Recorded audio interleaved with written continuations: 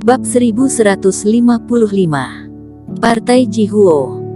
Tidak masalah kamu percaya atau tidak, masih tersisa 8 hari lagi sebelum kolam Deng Xian dibuka. Saat waktunya tiba kamu akan tahu. Eric Qin dengan tenang berkata, tidak ada yang bisa aku bicarakan denganmu. Ingat untuk datang mencariku, sebelum penatua ketiga mengambil pil emas kedua. Sambil berkata, Eric Qin berbalik lalu pergi. Pada saat yang sama, di istana besar lainnya di puncak gunung Sekte Huoyu. Mata Yunantoni memerah, dan hampir menghancurkan semua yang dilihatnya. Dalam Sekte Huoyu yang mendominasi selama puluhan tahun, dia sudah seperti dewa sejati di Sekte Huoyu, bahkan master sekte kecil itu dan penatua ketiga tidak berani memprovokasinya. Tetapi hari ini, seorang murid partai bagian dalam yang dia anggap remeh, telah membunuh putra keduanya yang paling dia cintai, dan untuk sementara waktu, dirinya tidak dapat membalas dendam. Hal ini membuat Yunantoni hampir gila. Setelah melampiaskan dengan liar, dan merusak banyak barang kesayangannya, Yunantoni berangsur-angsur menjadi tenang kembali. Kalian, pergi dan periksa identitas Eric Qin yang sebenarnya, dan mengapa datang ke Sekte Huoyu. Yunantoni berkata dengan wajah dingin, dan memerintahkan bawahannya yang berada tidak jauh dari sana. Dia orang yang cerdik dan memiliki penglihatan yang jauh. Setelah amarahnya mereda, dia segera merasakan ada sesuatu yang salah. Dengan kultivasi Eric Qin, dan kemampuan yang telah ditunjukkan, tidak mungkin dia adalah orang yang tidak dikenal. Sekarang tiba-tiba muncul di partai bagian dalam, dan bergabung dengan penatua ketiga, pasti ada rahasia yang tidak diketahui oleh dirinya. Dan Wijaya Gao ini, hari ini bertarung denganku berkali-kali, tidak benar-benar khawatir tentang tubuh iblis hantu atau racun api yang akan meledak keluar, dan kekuatan bertarungnya juga jauh lebih kuat daripada yang sebelumnya. Mata Yunantoni berkelap-kelip. Dalam setengah tahun terakhir ini dirinya menganggap situasi umum telah diatur, bahkan terlalu mengabaikan Lilia Leng dan penatua ketiga, sekarang baru merasa sedikit menyesal. Kalian semua pergilah. Yunantoni melambaikan tangan, dan semua orang pergi.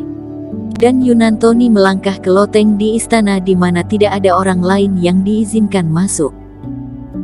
Pada loteng bertingkat 2 ini, tergambar sebuah formasi di atas lantai yang menutupi ruang tersebut.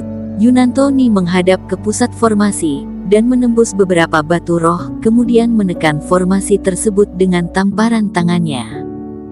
Tiba-tiba, formasi berkedip-kedip, aura mengisi ruangan. Kemudian bayangan hitam perlahan muncul dari dalam formasi. Tubuhnya benar-benar gelap, seolah-olah kabut sedang mengalir, dan lapisan api memenuhi luar tubuhnya. Setelah muncul, suhu di loteng tiba-tiba menjadi meningkat. Penatuani, mengapa hari ini punya waktu untuk memanggilku? Mungkinkah karena anakmu itu tidak bisa mengendalikan naga sisik lagi? Bayangan itu berkata sambil tersenyum dingin. Hantu api, ada masalah di Sekte Huoyu. Di mana kamu? Aku ingin kamu segera kembali untuk membantu. Yunantoni langsung membuka pembicaraan. Aku tidak berada di negara Dayu, masalah apa yang terjadi padamu? Anakku sudah mati, dan naga sisik telah dimurnikan oleh seseorang, kata Yunantoni dengan murung. Apa? Meskipun naga sisik adalah jurus api yang telah aku pisahkan dari api hitam, tapi itu bukanlah jurus api, dan tidak ada yang bisa mempraktikkannya. Sebenarnya apa yang terjadi? Suara bayangan hitam juga berubah, cukup kaget.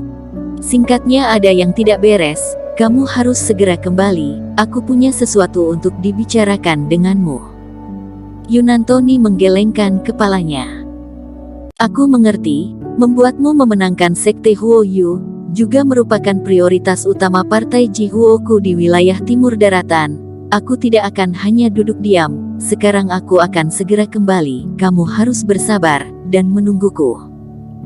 Nada bayangan hitam juga tenggelam, merasa bahwa segala sesuatunya tidaklah mudah. Setelah panggilan itu, Yunantoni mencibir. Ketika Partai Jihuo mengirim orang, Eric Qin, Lilia Leng, dan Wijaya Gao, kali ini kalian semua akan mati. Di partai bagian dalam, meskipun rumah besar Eric Qin dihancurkan, tapi sekte tentu saja memiliki rumah kosong, di bawah perintah Penatua ketiga, dengan segera mencarikan rumah yang lebih baik untuk ditinggali Eric Qin. Api hitam ini memiliki arti. Duduk bersila di ruang pelatihan, Eric Qin mengeluarkan sinar api hitam yang dimurnikan dari Veron Ni pada siang tadi, merasakan suhu panas di dalamnya, sambil berpikir. Api hitam ini bukanlah benda yang muncul secara alami, induk apinya pasti juga sejenis api langit dan bumi, mungkin karena khawatir Veron Ni tidak akan bisa mengendalikannya, jadi memberikan api kelas ini. Kata Iblis Fu. Tapi sekte Huoyu ini, meskipun ada kata api, tidak ada jurus api di sekte itu, tidak tahu dari mana keluarga Ni mendapatkannya. Tidak sulit untuk menemukan ini, karena keluarga Ni bisa mendapatkan anak api ini, maka mereka seharusnya tahu di mana induk apinya. Eric Qin mengangguk. Dirinya memiliki jurus api biru yang merupakan jenis api langit dan bumi. Dalam pertandingan sebelumnya, juga memainkan peran yang besar. Tentu saja dia tidak memiliki terlalu banyak benda ini.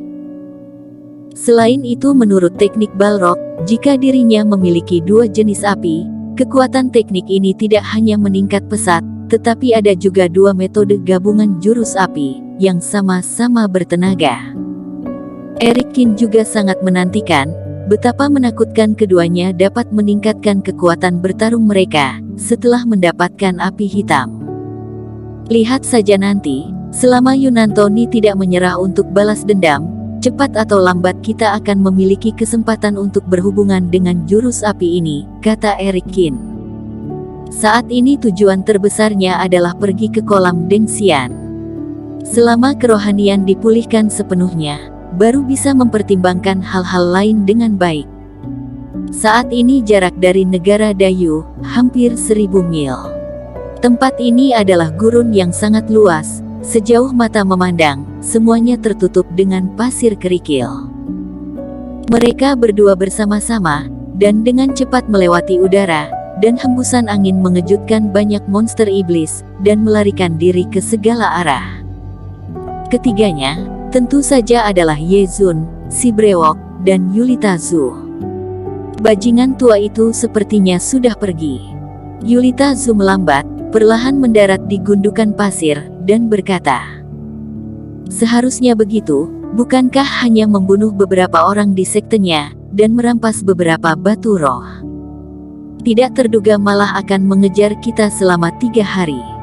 Si brewok juga duduk di tanah, dengan terengah-engah. Omong kosong, di depan Penatua, kamu merampok barang-barang muridnya, bagaimana mungkin dia menahan untuk tidak mengejar dan membunuh kalian?" Kata Yulita Zhu dalam hati. Sebuah sekte iblis jahat, yang menyakiti orang biasa, tentu saja harus menghancurkan mereka. Namun iblisnya begitu kuat, akan segera menyusul Eric Qin. Untungnya kekuatan kita tidak seperti dulu lagi. Jika bertemu Eric Qin lagi, harus menyombongkannya, Penatua fase distraksi itu tidak bisa menangkap kita. Setelah lolos, Ye Zun dan lainnya tertawa lepas. Saat ini, kultivasi Ye Zun dan si brewok telah mencapai fase keilahian tingkat 8, yang dapat digambarkan sebagai kemajuan pesat. Dan Yulita Zhu masih tingkat 7, tetapi dia adalah klan monster iblis begitu bakat garis keturunan meledak keluar, kekuatan bertarung sebenarnya akan lebih tinggi daripada Eric Qin.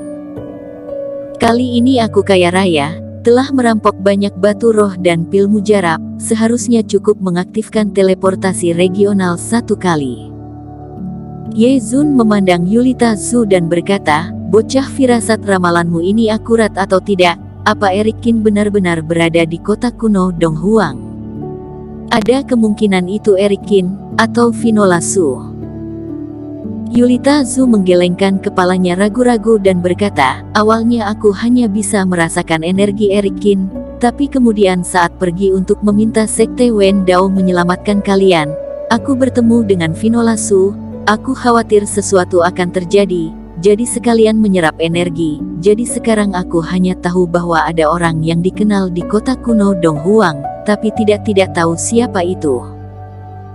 Ah, aku dan titik cahaya kerohanian Eric Kin.